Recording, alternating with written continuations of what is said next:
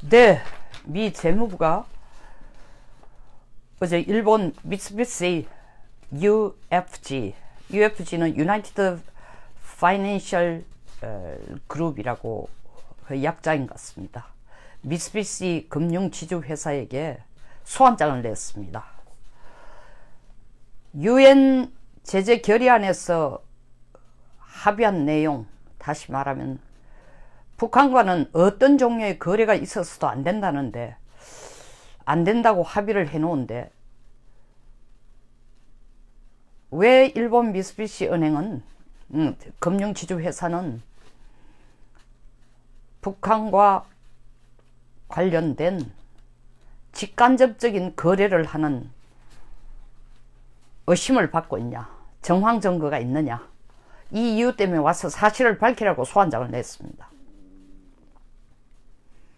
뭐 일본뿐만 아닙니다. 10월 달은 싱가포르가 아주 몸살이 났습니다. 이 싱가포르에 2011년부터 계속 이 탄위뱅이라는 싱가포르 국적을 가진 싱가포르 국민이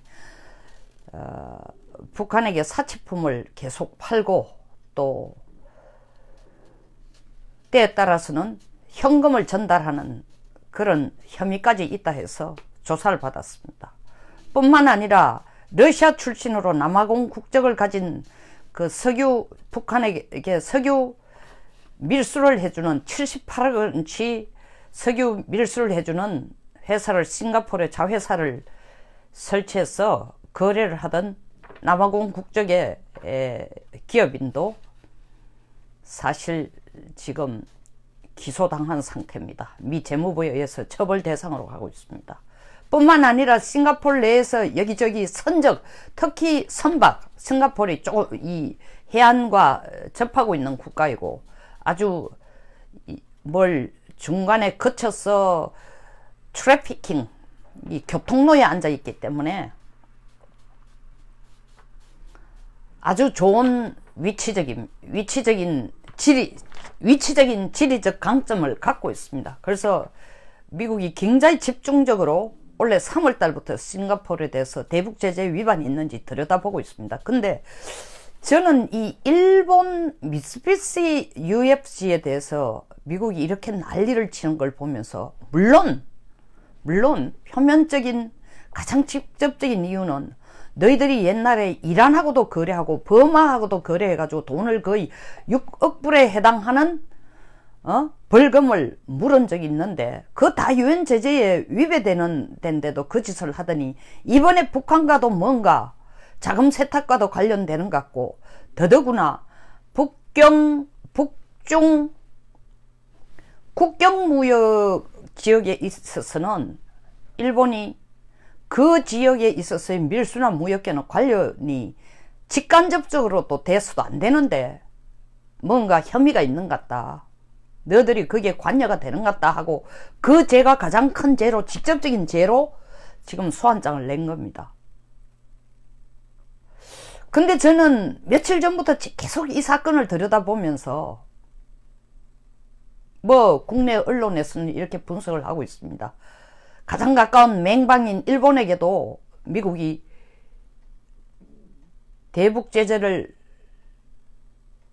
위반하는 국가에 대해서는 가차없이 처벌을 하겠다는 하나의 이 망치질을 보여주는 거다. 그러니까 한국에도 7개 관련된 한번 소위 말하는 이 비디오 컨퍼런스를 테러 금융 담당 차관보와 우리 그 7개 은행의 부지점장 수준이 앉아서, 수준급의 사람들이 앉아서 비디오 컨퍼런스를 해서 워닝을 준 것처럼 우리한테도 조만간 망치를 때리기 위해서, 혹은 그 7개 은행이 직접 문제가 없었다면 향후에라도 북한과 관련된 어떤 엉뚱한 짓은 절대로 직간접적이라도 하지 마라 라는 워닝을 주기 위해서 가장 가까운 동맹국 일본에게도 이렇게 공개적으로 미국이 보여주고 있지 않는가. 유엔 제재에 대해서 위반하는 국가에 대해서는 동맹국도 예외가 없다라는 걸 보여주기 위한 하나의 우리에 대한 워닝이 아닌가, 경고가 아닌가, 이렇게 해석하는 언론들이 있습니다. 맞습니다. 그 부분이 있죠. 그러나 저는 단순하게 그 이유만이 아니고 뭔가 분명히 있다. 이렇게 큰 은행, 미쓰비시 은행 플러스 금융, 이 소위 말하는 지주회사가 자산 규모가 전 세계 5위라고 합니다. 2860조 같으면은 자산 규모가 우리나라 2년간 GDP에 거의 해당되는 엄청난 자산 규모를 갖고 있어요. 근데 이 은행이 참, 이 금융 지주회사가 어떻게 이렇게 갑자기 커지게 됐나. 뭐 일본의 3대 재벌이라면 미쓰비시, 수미토모, 미쓰이 있지만 미쓰비시라는 은행은 그 전부터 있었습니다. 근데 이게 UFG, United Financial Group로 큰 결정적인 계기는, 원래 미쓰비시 UFG라는 것은 2005년에 설립이 됐지만 본격적으로 이것이 퀀텀 점퍼를 하고 엄청난 규모의 이 자산 몸집을 키운 결정적인 계기는 미국의 리만 브라더스 사태입니다. 미국은 사실 2000년대 들어와서 가장 큰 위기를 크게 2번 겪습니다. 2001년 9.11, 미국의 안보 자체가 근본적으로 휘둘린 경우고, 2008년 리만 브라더스 사태가 미국의 경제적인 근간이 근본적으로 흔들린 그런 위기였어. 최대의 위기였습니다. 리만 브라더스 사태가 터질 때에 일본이 좀 그 기회를 이용해서 공짜로 주었다고 해도 과언이 아닌 겁니다. 리만 브라더스 사태가 터지고 난 뒤에 미국 모간 스탠리 지분의 21%를 900억 원에 인수를 합니다. 101조에 인수해요. 거의 공짜로 줬다시피 한 겁니다. 그리고 영국 스코틀랜드 왕립은행, 로얄 브리티시 시큐리티 약자입니다. RBS의 그 프로젝트 파이낸싱 부분을 50억 달러로 인수합니다. 이 보시다시피 지금 미쓰비시 MUFGS는 이 두 큰 금융기관을 자기들과 M&A를 하거나 합병하거나 같이 공동으로 지금 끌어가는 회사로 홍보를 하고 있습니다만은, 실질적으로 모건 스탠리의 지분을 끌어들임으로써 미쓰비시가 갑자기 몸집이 커지기 시작합니다. 그리고 그때부터 눈을 뜬 게 자국 내에, 일본 내에 예대 마진으로는 남는 게 없어요.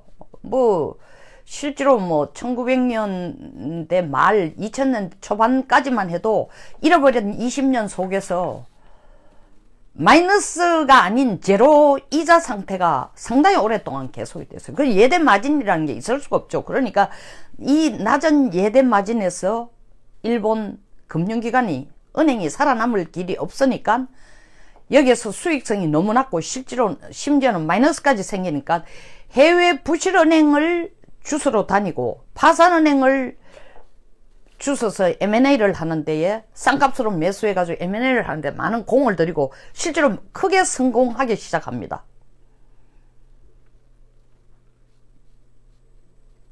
그래서 뭐 그 후에 증권, 금융, PF, 본드 손 안 댄 데가 없어요. 저는 이 미쓰비시 UFG가 지금 북한과의 관련에 있어서, 물론 직접 관련이 된 게 아니고 중국하고 북한이 무역하는 그 북중 국경 지역에 있는 기업체와 어떻게 사업을 하는 연계성은 있었는 것 같습니다. 그러나 확정적으로 미국 재무부가 지금 미쓰비시 UFG가 이런 내용으로 대북 제재를 위반했다라는 내용을 지금 제시를 하고 있잖아요. 이때까지 항상 UFC가 아니라 대북 제재를 위반할 경우에 러시아도 올해만 들어서 8번이나 벌써 제재를 가했습니다. 북한에 대해서도 10개의 제재를 가했어요. 중국도 작년 2017년 10개 중에서 10개의 회사 중에 3개의 회사에 대해서는 벌금도 물리고 사업도 못하도록 조치하는 제재를 취했습니다. 그리고 중국과 러시아에 있는 지금 북한과 관련된 회사 혹은 개인과 기업을 하고 있는 숫자가 300개 정도 된다는 거 아닙니까? UN 보고서에 하면. 여기에 대해서도 차례차례로 재무부가 자료를 가지고 구체적인 사례를 들면, 또 싱가포르 아까 얘기한 탄위뱅 같은 경우도 구체적인 사례를 들면서 어떻게 대북 제재의 UN 결의안을 혹은 미국 독자적인 제재 내용을 위반했는지를 명시를 해주면서 대북 제재 위반이라고 수사를 하고 있습니다. 소환을 하기도 하고 제재를 가하기도 하고 경고를 하기도 하는데, 이 일본에 대해서는, 일본 지금 미쓰비시에 대해서는 말로만 아니라 실질적으로 이란이나 버마 거래를 거래하다가 문제가 생긴 것만 그때도 한 것처럼 지금도 유엔 제재를 위반했을 개연성에 대해서 얘기를 하고 있지만, 일본이 직접 북한 기업에 돈을 갖다 준 것도 아니고 자금 세탁에 직접 관련된 것도 아니라면 세컨다리 보이콧 수준인 것에 해당이 된다면은, 이렇게 공개적으로 세계 5위 뿐만 아니라 일본의 이 새로 아베노믹스 이후에 일어서고 있는 경제를 한꺼번에 침몰시켜, 진짜 한꺼번에 침몰시킬 수 있어요. 침몰시킬 수 있는 이런 엄청난 공개적인 경고를 일본에 할 리가 없다. 뭔가 있다는 거예요. 저는 그 뭔가를 이유를, 물론 대북 제재는 확실합니다. 그러나 그보다 더 큰 이유가 2가지로 추정을 제 나름대로 하고 있습니다. 하나는 최근에 일본이 아주 적극적으로 중국과 경제 협력을 하고 중국의 1대1로에 끼어들기 위해서, 참여하기 위해서 태국 그 북동부 지역의 어떤 우리로 치면 새마을 사업 비슷한 사업에 끼어들려고 일본이 중국과 합의를 하고 추진 중입니다. 근데 그 길로 끝나는 게 아니라 중국의 1대1로 사업에 일본이 굉장히 적극적인 관심을 가지고 있습니다. 일본으로서는 나름대로 중국이 동남아시아에서부터 시작해, 중국에서 동남아시아를 거쳐가 남아시아, 중앙아시아, 중동, 유럽에까지 이르거나 혹은 해상벨트를 통해 가는, 해상로드를 통해 가는 아프리카까지 이르는, 혼자 이르면서 그 주변국 60몇 개국을 다 끌어들이고 21조 달러에 해당되는 엄청난 프로젝트를 중국이 혼자 하는 것은 일본으로서는 팔짱을 끼고 보기에는 자기들도 자원 확보 전쟁을 벌여야 되고 경쟁을 해야 되는데, 중국이 독점하는 것에 대해서 일본이 팔짱 끼고 있을 수 있는 입장이 아니라고 판단해서, 더구나 자원이 전혀 없는, 천연 자원이 없는 국가로서 뛰어드는 것은 당연한 거고, 미국도 일본이 안정적으로 자원을 확보할 수 있는 채널을 얻는 것은 그렇게 나쁘지 않다 라고 판단해서 팔짱을 끼고 본다고 생각을 했는데, 예의주시하기는 하지만 팔짱 끼고 본다고 생각을 했는데, 저는 이 일본의 중국 접근 속도와 강도가 미국이 안심하고 팔짱 끼고 볼 수준을 넘어서지 않을까, 넘어서고 있는 게 아닌가. 다시 말하면 미국이 불편해지고 불안해지고 있다는 거죠. 일본과 중국의 협력관계가. 거기에 대해서 중간 한번 망치를 때리거나 아니면은 한번 강한 경고를 주기 위해서 이미 북중 국경 지역에 무역을 하고 있는 업체를 혹은 무역과 관련된 PF라든가 뭐 하여튼 관련된 것을 미쓰비시가 다루고 있으니 그걸 근거로 해서 때리는 게 아닌가. 또 다른 하나는 아르헨티나 부에노스아이레스에서 G20 회의가 개최됩니다.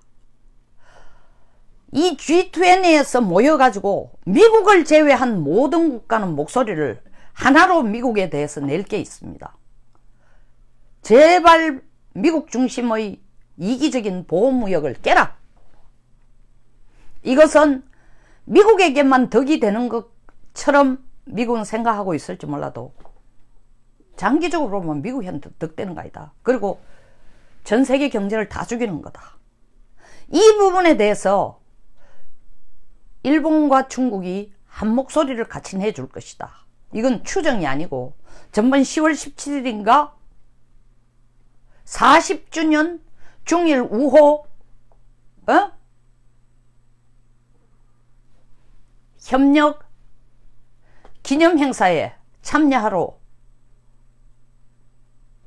아베가 가서 시진핑을 만나서 거기에서 중일 정상회담을 하면서 중국과 일본이 통화 스와프를 2002년보다도 거의 10배에 해당하는 300억 불 정도의 통화 스와프도 합의했는데다가 거기에 공동의 목소리가 나온 게 뭐냐 하면은 미국의 보호무역주의에 대해서 중국과 일본은 한 목소리를 내기로 한다.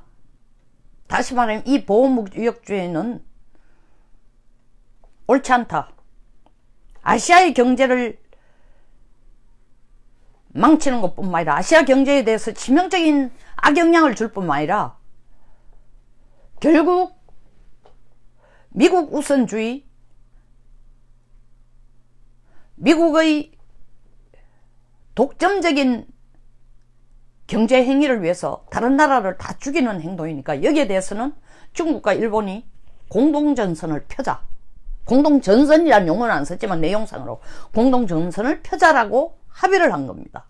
그러니까 아르헨티나에서 있는 G20 회의에서 그 유럽도 다른 나라들도 다 지금 미국의 보호무역주의에 대해서 너무 잘하고 있습니다 하고 손뼉치는 거는 트럼프 혼자뿐이에요. 그러니까 여기에 가서 가장 주도적으로 경제강국이니까 미국 참 일본과 중국이 지금 전 세계 경제 1, 2, 3의 2, 3 위치를 다 차지하고 있으니까 미국에 대해서 앞장을 서면서 거기 4위인 독일도 뒤에 서 있고 줄줄이 서 있습니다. 프랑스도 서 있고 그 뒤에 6, 7위 전부 다 2, 3위인 국가가 앞장서서 미국의 보호무역에 대해서 공격을 가할 경우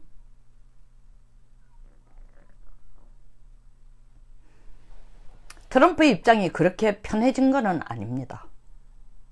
더더구나 미 국내에서 민주당이 하원을 지금 장악하고 있는 상황에서 민주당의 목소리는 미중 무역전쟁에 대해서는 속도를 늦추자라는 트럼프의 미중 무역전쟁에 대해서 반대 의견을 내지는 않고 있지만 이것이 다른 나라에까지 확산될 때에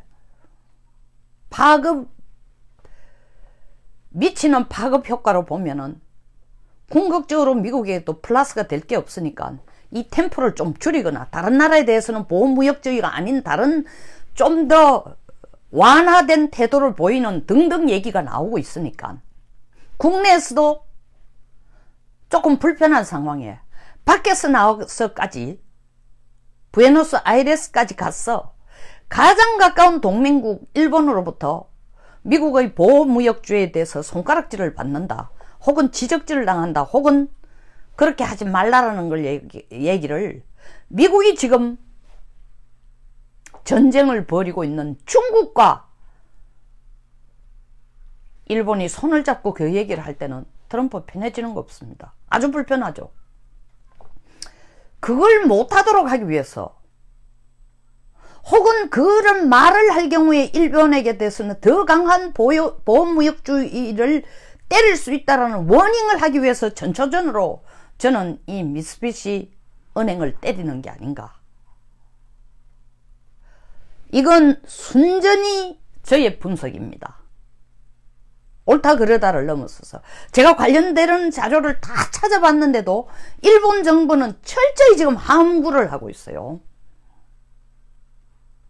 함구를 하고 있는 이유는 제가 볼 때는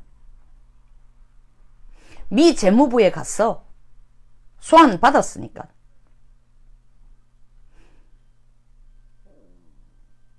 미국의 의도를 잃고, 제가 방금 설명한 두 가지 가능성 의도를 잃고,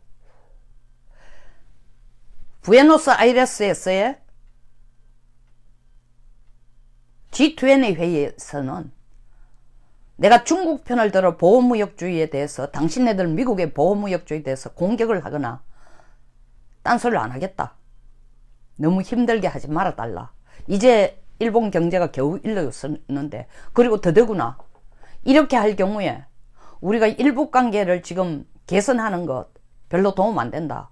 그 일북관계 개선되면 사실 미국도 비핵화, 일본 비핵화에 대해서 간접적으로 좀 일본의 혜택을, 일본 정책의 혜택을 좀 볼 수 있는 거 아니냐. 이 조율을 하기 위해서 일본 정부는 입을 다물고 있지 않나.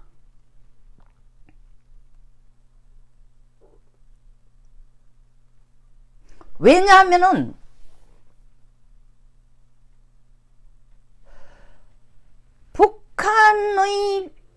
북한과의 무역에 있어서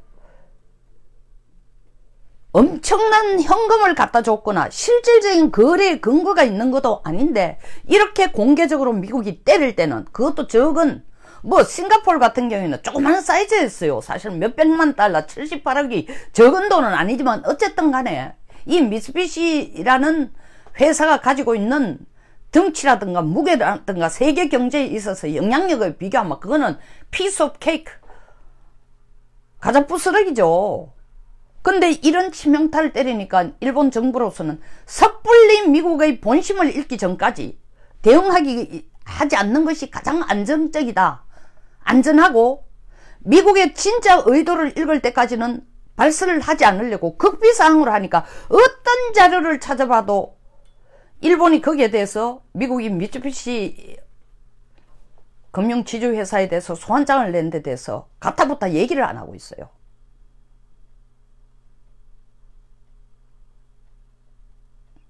물론 우리 한국으로서는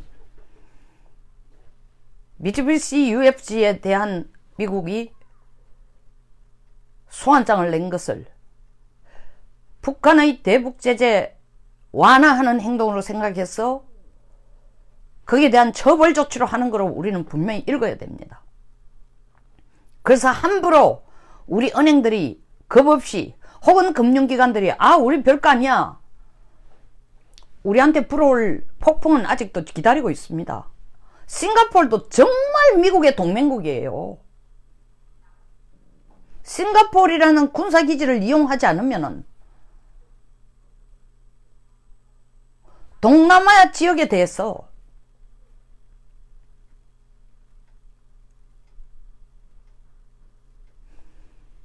인도 태평양 협력 프로젝트를 제대로 이행할 수 있는 중요한 전략적인 거점이에요.